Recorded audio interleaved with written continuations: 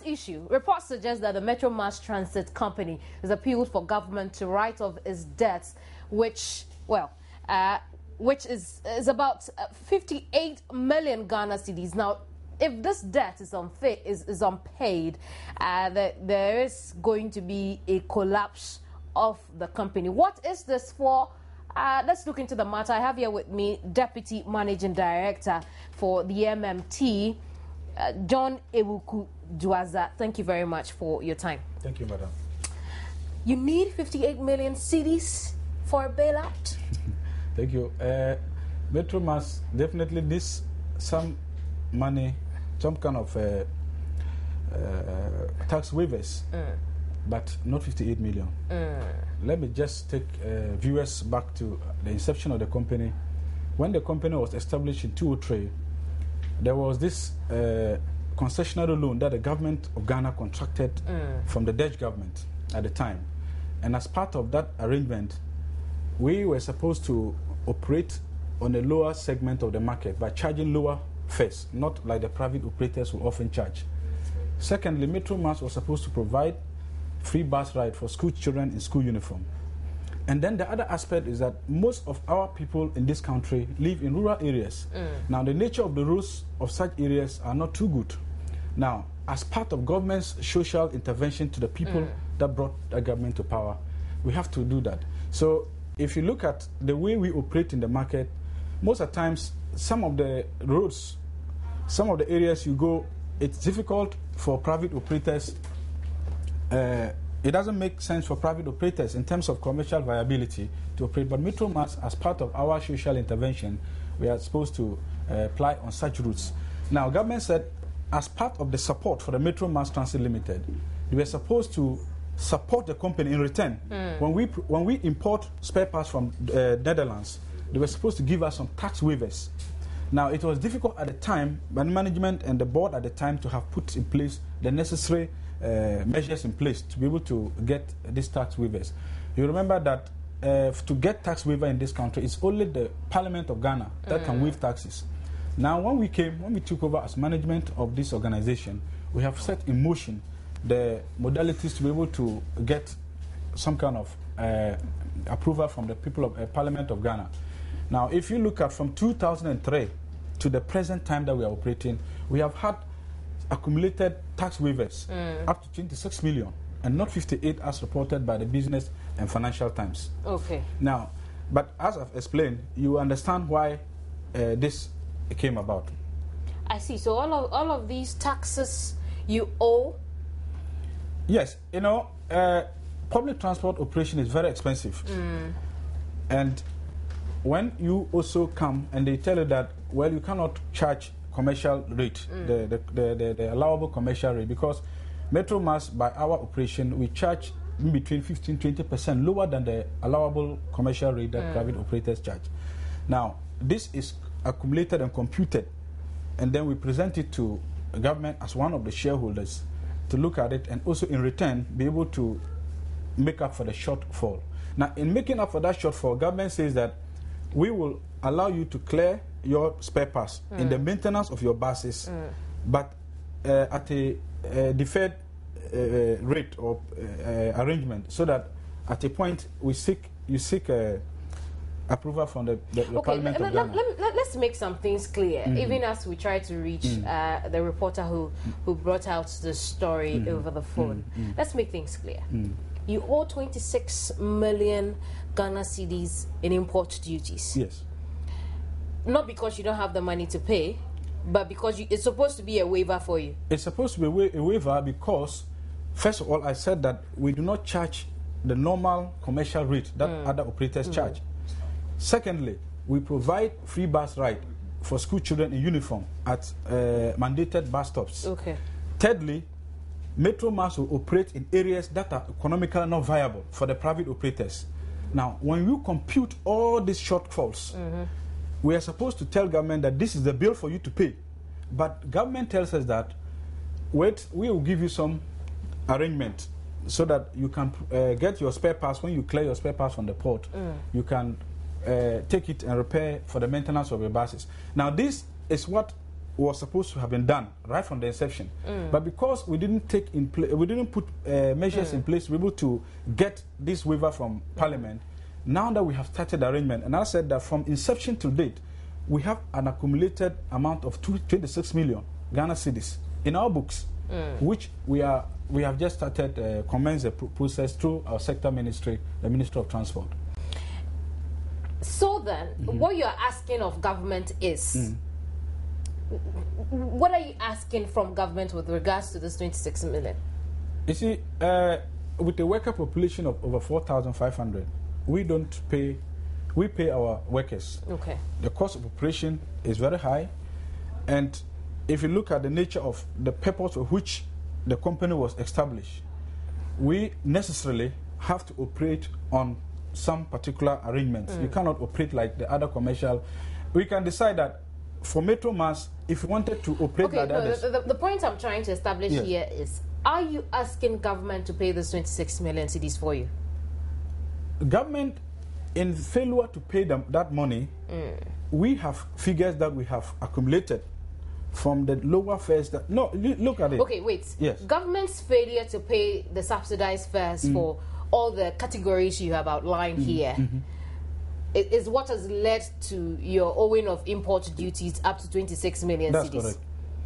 You owe. You have to pay. Yes, we have to pay. How do you intend to do that? Yes, and that is the argument we are building. In fact, it's not only the tax waivers. Let me say that from inception to date, all the governments have done what it is to be able to support the operations of the company. Governments have provided buses for us in the form of a grant. Okay. And then in return, they tell you that, well, you charge lower fares, you operate in areas that are not commercially viable, that also you find Ghanaians there, we have to operate. Now, but for that arrangement, we have computed, we have a system, we have been able to know that between 2003 and now, this is the amount we have accumulated in tax deferred payments that we have to. I see. I'll let you hold your breath there. Let's speak to the BFT reporter who did this story. Hello, Evans. Hi, Emma. No, this is Kimini. I'm grateful you joined me here on News Desk. But Evans, you wrote that the Metro Mass Transit needed a bailout of 58 million cedis. Yeah. How did we arrive at that? Well, I'm hearing you. I'm even surprised that he's talking about 26 million being the total import duties that so far been accumulated by MNC. Because when we had the interview, that was last week at the launch of the 5-year anniversary, he made us aware that since then, since 2002, when MNC was set up, they've accumulated 28 million Ghana cedis in import duties, and they wanted government to come on board and pay them out. And he made mention, as I noted in the story, that they are going to make a case to the sector minister for onward for the minister to forward it to cabinet and then to parliament. The interview that we had was recorded, so if you wouldn't mind, I'd want to play that part for you to listen. We would in a bit. But when was this launch at which you spoke with John? Sorry? When was this launch at which you spoke with John? That was last week Wednesday. Yeah, something like that. Last week Wednesday. But perhaps we want to listen now. Okay. All right. So this so hold on. All right. For a minute. Right. While you get that tape, John, I want you to react briefly to Evans's take. Yes. In fact, I addressed the press just before the launch of the 5-year strategic plan. Okay. But I don't ever remember mentioning a figure like that, because this is a figure that is of public knowledge. A figure of our tax liabilities is not something that is secret. It's of public knowledge. Could you have made a mistake? I mean, people slip all the time. Maybe you could have made. Well, unless I listen to it. Right. Evans, are you ready with the tape? Yes, I'm ready. And you see, there was he also made some points. Okay, and when we tried to cross-check, we realized that it was wrong. Okay, because he made us aware that MMT was not making profit; they were making losses. Okay, but when we took they had a brochure there. When we took it, we realized they're making some profit. I see. Let's again listen to that tape now. Okay, so you listen to the tape.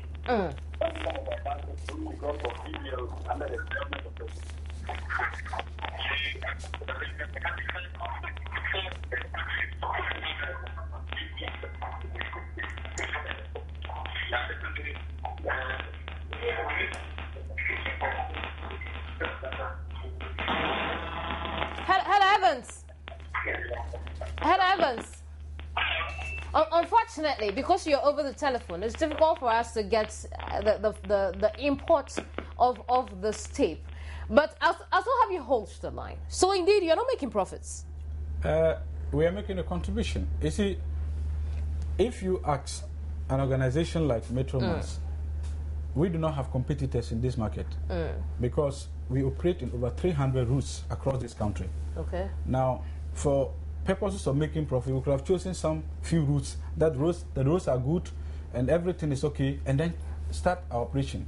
But if you ask, for instance, the company to go to places like my mother's town, Chirupone, which the road is not good, and then again charge lower than what a private operator would have necessarily charged. If you ask the company to provide free bus ride to school children, we don't expect that after payment of our salaries, overhead expenses, fuel alone. In fact, it was not the only, the lunch was not the only thing. In fact, the focus was on the fuel monitoring system, which we just put in place, and also tracking system for our buses. Are you making profits or not? If we make profit, if and only if government continue to support public transportation in this country. But Evans, hello Evans, right, yeah. the reason we had to stop the tape was because the feed was unclear. But you also conducted some checks and realized that they were making some profits. Tell us about it. Actually, could you hold on for a little while? Let me cross-check from the brochure and give you the exact amount that they've been making. Okay. Yeah. Which means that this figure you're about giving us is also from them. Yes. I see. I think you also want to show me something? No. In fact, you see, what I was just trying to say is that government gives you bus. It's not free. You put a value on the bus. Now, it tells you that these are the rules. Charge lower fares, operate in almost everywhere that you can find people in this country. And again, provide free bus ride for school children. You need to put values on all these things you are doing. Now, in return, government says that these buses that are provided, it costs X amount of cedis. So I don't know, when you try to reconcile the figures, you know where the shortfall is.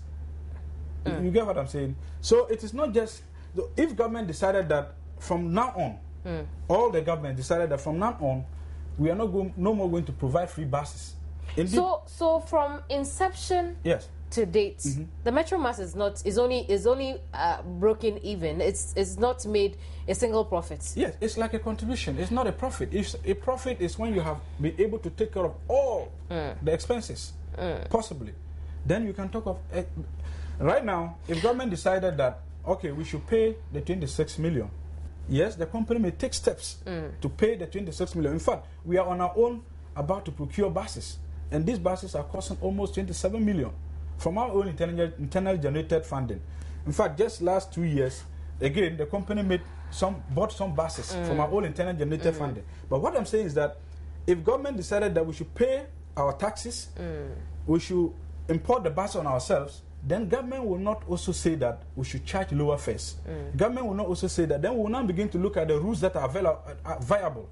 Then, at the end of the day, we can run as a viable commercial entity. Evans, are you ready yet? Yeah. Unfortunately, I can't find the brochure with me now. You know, it's a but the point is, when I look at when you look at their statement, their financial statement, they indicated for the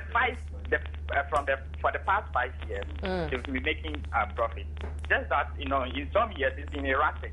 Some years the profit that they make goes down. In some years it goes up, you know, just like that. So it's been erratic. That they've not been making losses. As he claimed to us that, you know, MMT has been making losses. But John, I find it quite unusual that you say that indeed we haven't made profits, and yet you are buying buses. You tell me it's from internally. Yes. Let me make my point. You're buying buses. It's from internally generated funds. You bought some 2 years ago. We don't know what became of that. You're buying 100 more under your strategic plan, and this is supposed to be a public-private partnership. The question now is, which sound businessman would do this? No, you know, government has a mandate to also provide some social interventions to the people. And Metro Mars is not the first. In fact, let me just take you back. You know, Omnibus Services Authority, if that company were alive today, it would be 85 years old. How did Omnibus Service collapse? In fact, under the government of President Delali Emmanuel, 2,000 city buses were brought from India. Okay. Where's City Express today? It's collapsed. In fact, our sisters in the intercity STC are also struggling. Now, President Kufuor, in his own wisdom, in 2001, in his sectional address, announced that at the time, in fact, OSA was on the divestiture list, so they did listed it. And then he promised the people of Ghana that they were going to establish again, once again, a public transport system that will help to serve the people of this country. That was how Metro Mars was born. Now, under this arrangement, there were some rules that we're supposed to go with. And government was also supposed to play their part. Now, governments have done it. President Kufuor did it, President Mills did it, and this president, in fact, recently, under this present administration, they are bringing 200 buses from China very soon. And these are all ways to support public transport. Public transport is very expensive. And in other jurisdictions, if government, instead of subsidizing fuel, in other jurisdictions, they put fuel subsidies. They create an account and put the money there for the purposes of subsidizing for public transportation. Okay, I want us to go into how you got that internally generated fund if you say that indeed you're not making profits. But Evans, you're over the telephone. I'm sure you did this story. You did some research into it. Yeah. Are you satisfied with the kind of responses you're getting from John, who's here with me in the studio? I'm satisfied, no, because, I mean, it looks like we are getting two different information.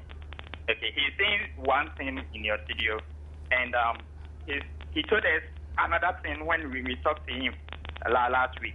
Okay, and in fact, when you look at the brochure, I wanted to, I was just searching for it, but I can't find it right now. The brochure also gives different information. Okay, so which really makes me kind of doubt, you know, some of the things that he's saying. Absolutely. Evans, I'm going to leave you to your work now. Thank you very much. So what do you have in your brochure? No, well, you see, what I want to tell my brother is that, I don't know him, but we are not making any contradictory statement. I'm not making any contradictory statement. That document was a public document. That's why he has one. We don't hide anything. What we are saying is that if today the government of Ghana decided not to support the operations of Metro Mars, we cannot operate viably with the same arrangement, because we operate in 3 segments of the market. We operate rural, urban. We operate intra-city, like within the city, and then between 2 cities. So intercity. So we operate in 3 segments of the market. So if government of Ghana decided today that Metro Mars, we no longer will support your activities, the company cannot survive with this current arrangement. Then we may have to change our mode of operation. That is what I'm saying. So there is nothing that is wrong what I said, and I still stand by what I told them, that if government of Ghana decided today to withdraw the support that they offer Metro Mars bus transit service, we cannot survive. But from our conversation, it looks like you haven't had that support in a while now. No, just recently there was an issue about stopping all deferred payments, taxes, and that was why we even started this kind of arrangement. The Minister of Finance says that before you can get tax waivers, you must get approval from Parliament. So now, we now go to the port and clear our goods and pay.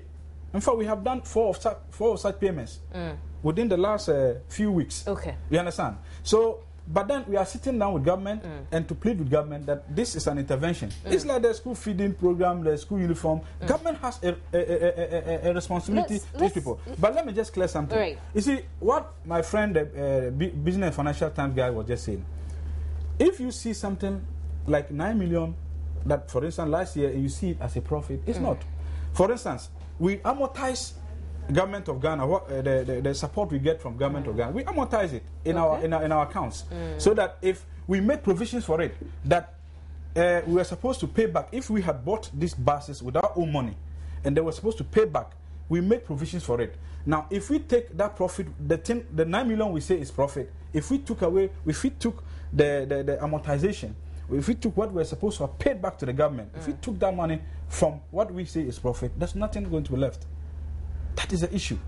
So, but these monies, we accumulate it over a period of time, and then we use it to also procure some more buses. Let's just understand briefly the amortization issue you have raised now. So, in a particular year, let's pick 2013.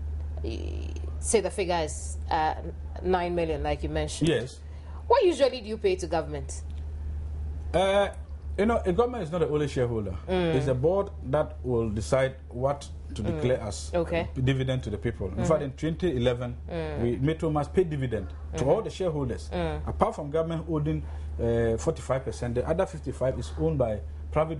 But if you don't make profit, you can't give dividend. Yes, that is why we are saying that in our 5-year strategic plan, going forward, we are saying that for the next 5 years, we are talking with the shareholders. We've presented some kind of so what you're telling me is that you don't make profits, yet you find money and pay dividend to shareholders. No, that is why I'm saying that for now. No, let's not look at the strategic plan. We'll get to it. Yes. I mean, in years past, like you said, that you're not making profits, and because of that, you even have a deferred payment of imports of 26 million Ghana cedis. Yes. Yet you have paid dividends to shareholders over the years, including government itself that owes you. In 2011, that was a little time they paid dividend. But we have decided that the new management, we have decided that that is not the right thing to do. Okay. The other explanation too is, so the whole time that you've had, we've had Metro Mass, you never paid dividend until 2011. Until 2011. I see. Yes. Isn't that strange? What is strange about it, madam? I mean, if I'm a shareholder and I won't be in a business that won't pay me dividend. No, you see, our shareholders, for instance, it's a transport organization. We have a insurance business, and that insurance business is given to one of the shareholders, SIC. We have to buy fuel for our day-to-day operations. That buying of that fuel, one of the shareholders, they handle it. You understand? So all the shareholders, in one way or the other, we also have 3 banks: NIB, Prudential Bank, and the ADB. I see. So they are all there. So and collection of our money. They are not making profits yet. They have decided to stay as shareholders. It's like business. It's business for them. You understand? Operating a fleet of, on a daily basis, a fleet of about 700 buses on the road every time. Then it's some business for them. Evans is back over the telephone. Evans tells us he's found that document that said that indeed you had made some profits. Evans Boamensa is with the BFT. He wrote the story on the 58 million CD bailout for the MMT, which is focus of discussion this morning on News Desk. Evans, welcome back. Yeah. Isn't it interesting that a company that is not making profit is still paying dividends? No. Because if you look at the 2009, the basic financial statement, it says that in 2009 they made 13 million Ghana cedis net profit. Okay. In 2010, they made 14.4 million Ghana cedis net profit. In 2011, they made 11.45 million Ghana cedis net profit. In 2012, they made 5 million net profit. Last year, they made 9.2 million net profit. This year, they are actually targeting net profit after tax, an increase of 8.6%. So what is this notion that we've been making losses, I really don't get it. But John, this is a document from your outfit, which is telling us that since 2009, you have indeed made profits. Yes. We are not net profits. in real accounting term. It's not profit. It's a contribution. But we have to report it by the way we do our accounting in the organization. So we cannot call it a profit. That's what I'm telling you, that if you go to buy buses, 100 buses, X amount of, then you are supposed to operate it over a period of 6 years. Every year you have to make provisions for the payment of those buses. Now, if those buses, you are supposed to make those payments in real terms, what will be left for you? That's why I was saying that when government buys these buses for us, they do not come to Metromas and say that bring the money. So we amortize it. But we are saying that without the support of the government of Ghana, it will be difficult to operate, to be profitable or to be viable in the current arrangement that we have as an organization. Let's break down what you mean by amortize. What it is that, for instance, I will try to explain it because I'm not an accounting person. But you bought buses worth 30 million Ghana cedis. Now the government gives it to you. You have to make provisions. If you are supposed to operate these buses for a period of 5 years, every year you have to make provision for the payment of that 30 million in your books, so that when you get a gross profit of, for instance, 15 million at the end of the year, and then you make provision, the provision you're supposed to pay for that 30 million, if it's supposed to be every year 5 point something, you have to take that 5 point something million and give to the bank or the financier. Let's speak 2013. But we don't. 2013 is the latest, and I want to believe that you still have those figures in mind. Out of this 9.2 million, how much of it did you amortize? In fact, if you were to look at the amortization, nothing will be left after the amortization. I see. Evans, you've heard that response. Your reaction to it? You know, in accounting, the basic accounting principle is that profit is equal to revenue minus cost. Okay, so you get your revenue and you take the cost out of it. Whatever is left, it's either you get your profit or you make your loss. Okay, so in doing the accounting, didn't they make provisions for the buses that the government procured for them and counted it as a cost? I see. And that's a question, fortunately, you are here, you could answer. Yes. We make provisions, and that is why we did not hide it. In fact, the MD made a presentation on that day to the hearing of everybody and said that if we had taken into consideration this amortization, since 2009, the company should have collapsed. If government decided that they stop subsidizing, they stop their support for the company. In 2009, since 2009, this company should have collapsed, like City Express and OSA. That is what it means. We didn't hide it. It was very public. So we were trying to present the picture as it is, and then calling on the shareholders, especially government, that once we try to also provide this kind of services, then we plead on government to also come to our aid in getting this tax. So your shareholders, one, they are not making money, including government itself. Yet they continue to contribute to the running of the company, and then when you make some profits, they come and take their money as cost from it. Now, apart from government, that has made direct contribution since inception. When the other shareholders bought the shares at the inception, none of them has made any visible contribution. I see. It's only the government of Ghana. Okay. Yes. Evans, none of them has made any direct contribution after. You see, because if you're a shareholder, every year, every time. I was almost missing that. Since when has none of them made any? No, government has. I'm saying that. Apart from government, yes. Since when has none of your shareholders made any? Since inception. Since inception. Yes. So why do you continue to give them? Well, anyway, Evans, I want to let you go, but I'll let you have your last words so I can wrap it off with John here in the studio as well.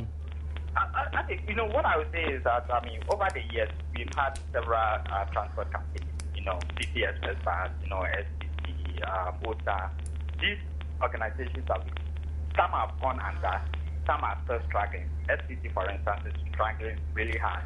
Okay. And even MMC attempted to buy SPC, a company that is not making any profit. They attempted to buy SPC. Okay, but that is not really the issue. But the point is that there is a state-owned company, and we must do everything possible to make sure that it succeeds and not go the path that the rest, the SPC, OTA, and the express buses are on. Because these companies went under because of mismanagement, corruption, fuel theft, and they are aware they are facing these challenges. That's why they've introduced the fuel-based activity system to check those things. So if you are going to ensure that MMT survives for the next several years, then we should actually do the best that we can for the company. Absolutely.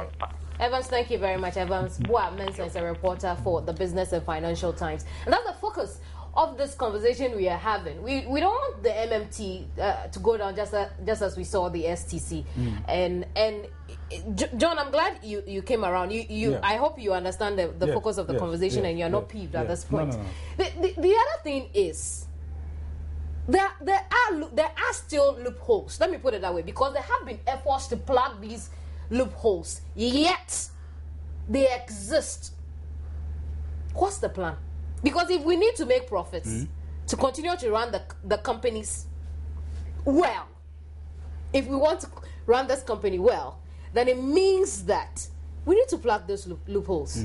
That is exactly, thank you. That's exactly what we are doing as a new management. We took over some 8 months ago. Okay. When we came, we did a diagnostic tour across the country. We realized that for a bus company like the caliber of Metromas, we needed a way to track all our buses. That is what recently we just launched. So from now, I can sit in my office anywhere and track the way wherever our buses are across the country, because it's web-based. Secondly, we know that in transport companies, the overriding cost component is fuel. So as part of the launch of our 5-year strategic plan, we combined it. There was a fuel monitoring system that we have placed in all our operational buses. As at now? Okay. So a bus can be fueling and I can watch how many liters the bus is taking. And then if it's taking it from Accra to Obuasi, I can also monitor. So these are ways to block this loophole. Secondly, the third one is in the offering. I'm sure in the next 2-3 months, we will come up again and tell the people of Ghana that, as we see in other developed economies, we have a better way of cash collection, fare collection. So we are currently working on an electronic fare system that to be used, to be rolled out. We have gone on an advanced level. So very soon, especially, we'll pilot it with the big cities. What form will it take? It will take, today, I'm sure, fortunately for us in this country, for every 10 Ghanaians, you'll find about 7 or 8 people having mobile phones. You can use mobile phone. If you have credit on your mobile phone, you can, if you're boarding our bus from, for instance, Adenta to Accra, if it says it's 1 cedi, 10 pesos, then you can just use your phone. We'll have credit cards that people can also use. We will have also people who come to also pay cash. We also make the payments very flexible for everybody. If you have card, when you come, if you have cash, you just have to press a button. How would this address the issue of overloading? Overloading, I don't see our buses too much overloading. Oh, they are all the time. Do you have any evidence of that? I have used your buses before. I come from Ningo, and when I'm going to my village, and people don't have seats. People stand. Yes, or they overload with luggage. They overload with human beings, and sometimes in Ningo Pram, it's terrible. Yeah. So to address the system, in our 5-year strategic plan, now if you look at every Metromas bus, there are some 4-digit numbers at the back. They are the fleet numbers. Now, beside those numbers, we have a toll-free number. In the past, people found it difficult to use their own credit of phone to call us. We have provided free toll-free services, 0800 10 400, so that if you find yourself in such a situation, you can just call, and then we try to address the concern. In other words, in the strategic plan, there's no concise mechanism to check overloading. It's difficult, you see, but the system of the electronic version of fare collection that we are bringing, it uses the RFI system. So we are able to track even the number of people who board the buses. We are able to track. My last question, though. Yes. You seem to have a lot of work on your hands to do. You think your predecessors did a good job? In the local parlance, they say that the priest who was able to take care of a sick person, till the bad priest who was able to take care of a sick person till the good priest comes. When you come, we don't condemn them. They did a good job. But because we met a company, this is a public entity, and if things are going wrong, we should manage to say things went wrong, A, B, C, and we're dealing with them. That's why I said that our predecessor did a good job, but we are trying to improve upon what they did. That's why I said. You think it's a good job? A good job where our buses have broken down almost every time, and we are not able to fix them. We are buying new buses. We are not seeing profits. We keep on buying new buses, no profits, and that's a good job for you? No, we shouldn't look at the past. But sometimes to be able to go forward, we need to look at the past. That's why I said that when we joined, we toured all the 10 regions of this country to do a diagnostic tour. We have identified the problems confronting the organization, and that's why we are putting in measures to be able to address these concerns. But one thing I must say, my sister, public transport in all its aspects is very expensive. I think, and we are pleading with the people, we should make it a non-partisan issue. Right. It shouldn't be politicized. Like the conversation we've had good. now. We shouldn't politicize. We shouldn't. You see, it's difficult. Look, governments all over, not this government alone, but all over the period, have subsidized fuel. Some rich person who has over 100 trucks I think enjoyed from this subsidy. It's time for us to go now. Yes. We've had an insightful So I think that we should look at a holistic way of supporting a very sustainable public we are transportation trusting this 8-month-old administration to do a better job. Thank you very much. We'll try our best. Thank you. Right. John Ewuku Duaza is Deputy Managing Director for the MMT. Yes. We'll trust them. Give them benefit of that. I'll be right